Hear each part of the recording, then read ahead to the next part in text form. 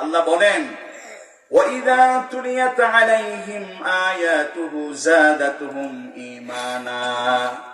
আমার বান্দার সামনে যদি আল্লাহর কথা বলা হয়, কোরআন তেলাওয়াত করা হয়, কোরআনের কথা যদি আমার বান্দার সামনে বলা হয়, বান্দার ঈমান আরো তাজা হয়ে যায়। এই জন্য কোরআনের আলোচনা শোনা লাগবে কি লাগবে না? আল্লাহ পাক রব্বুল আলামিন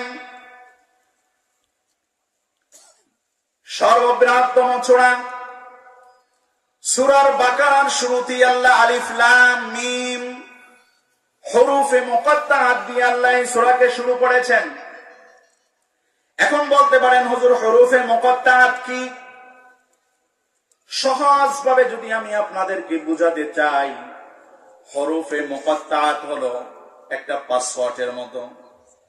মোবাইলের ভিতরে ছবি থাকে, ভিডিও থাকে, অনেক কিছু আমার পার্সোনাল জিনিস থাকে। এই পার্সোনাল জিনিসের ভিতরে ঢোকার আগে মোবাইলের পাসওয়ার্ড খোলা লাগবে কি লাগবে না? জোরে বলেন।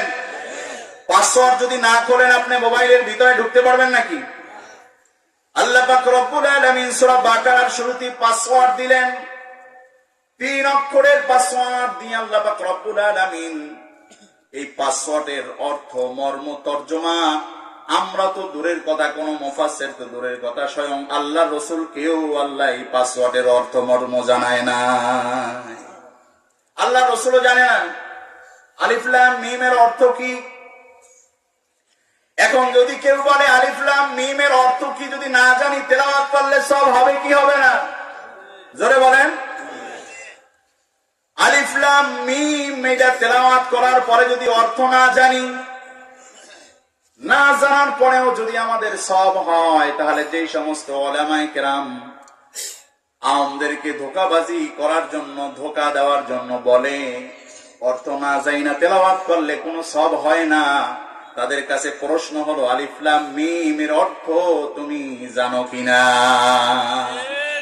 জোরে বলেন ঠিক না বে ঠিক?